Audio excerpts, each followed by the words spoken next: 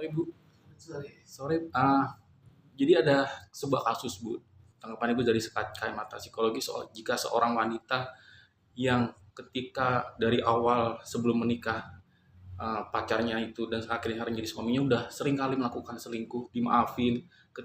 Ketika menikah melakukan lagi udah dimaafin, dan puncaknya ketika kemarin ketahuan selingkuh dengan namanya Putri, teman kajian Islami bareng-bareng. Nah, ini melihat ketika seorang istri yang sumpah serapah mendoakan yang jelek-jelek terhadap suaminya yang bernama Aldi, dari kacamata psikologi melihatnya seperti apa, Bu?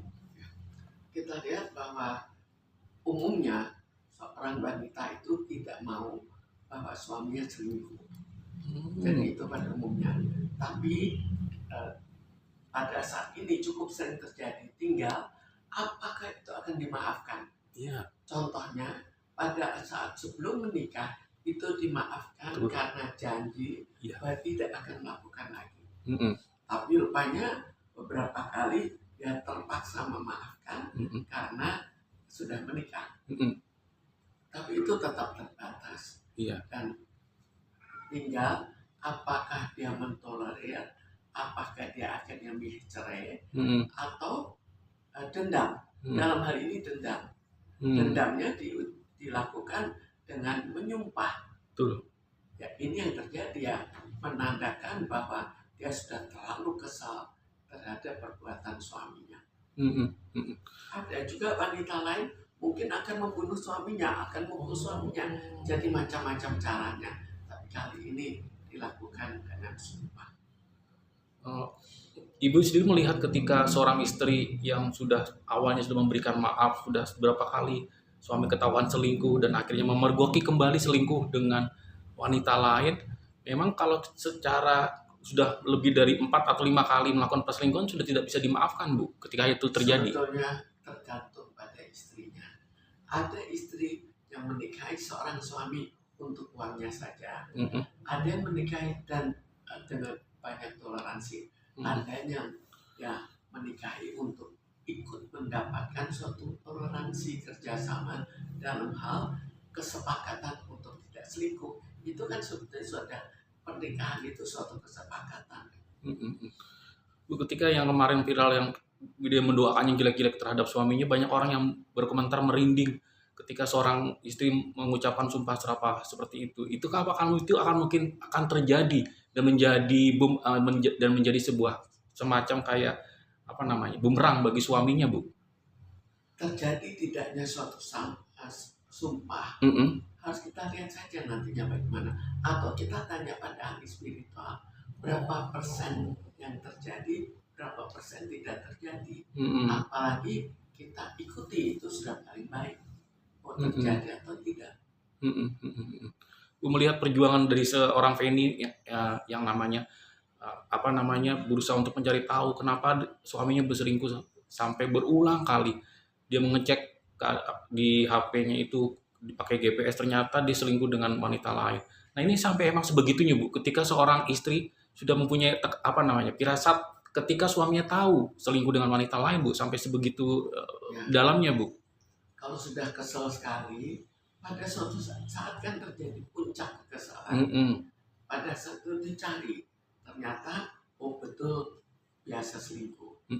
Maka apalagi sekarang selingkuh dengan orang yang dikenal, itu kan sudah mungkin bagi dirinya sudah suatu puncak, dan akhirnya menyumpahi suaminya.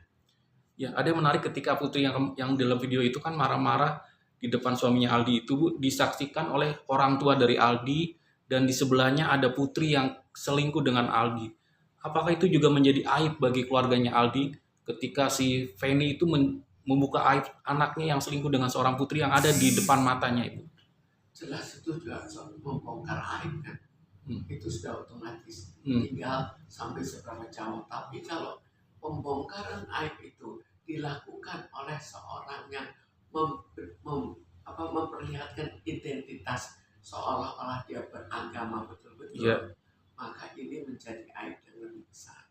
Dan bagaimana Ibu melihat perasaan dari orang tua Aldi ketika melihat anaknya selingkuh dengan wanita lain, yang ada wanita lain itu ada di depan matanya, yang bernama Putri, Bu? Ya, jelas menjadi suatu masalah kan. Tapi mungkin orang tuanya akan diam karena karena itu anaknya kan. Tapi dalam hati juga mempersalahkan anaknya.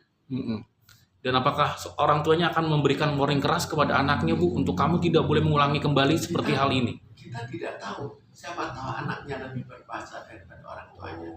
Anaknya malah seringkali maki-maki orang tuanya, kan nggak tahu juga. Kan sekarang orang tua itu belum tentu menguasai anak. Bisa saja anak yang lebih galak daripada orang tuanya. Oh, iya.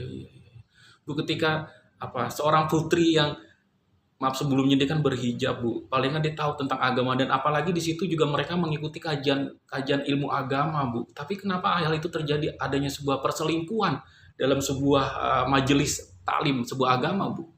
Agama yang dilakukan apa? Agama ritual yang dilakukan. Iya. Apakah betul dia berkepribadian sesuai yang diperintahkan oleh agama? Kan lain. Kalau memang betul-betul kepribadiannya seorang yang beragama, maka dia tidak akan melakukan. Tapi kalau itu sekedar ritual, ya dia lakukan, ritualnya dilakukan, lalu penyimpangan juga bisa dilakukan, kan?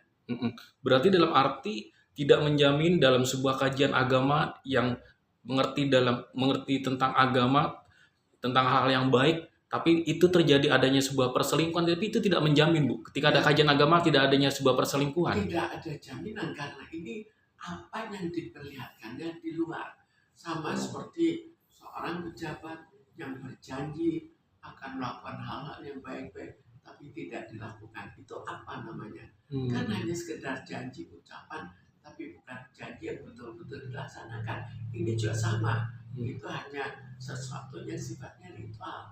Tapi kalau jiwanya bukan orang beragama, yang akan lain lagi. Ritualnya agama, ritualnya tidak beragama.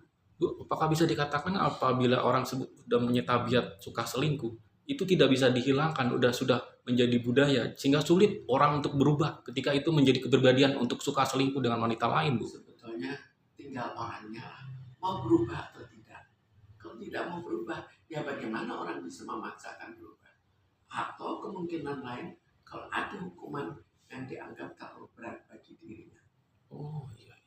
Bu, ketika seorang putri ketika itu sudah memperingati, seorang Feni sudah memperingati putri agar tidak lagi dekat kepada suaminya karena itu suami saya, kamu bukan istrinya, tapi kamu masih tetap membandel. Nah, ini melihat seorang putri yang sudah diberitahu oleh Feni agar tidak dekat dengan suami, tapi masih mengulangi lagi, Bu. Melihat kondisi psikologi dari putri seperti apa, Bu, yang tetap masih bandel?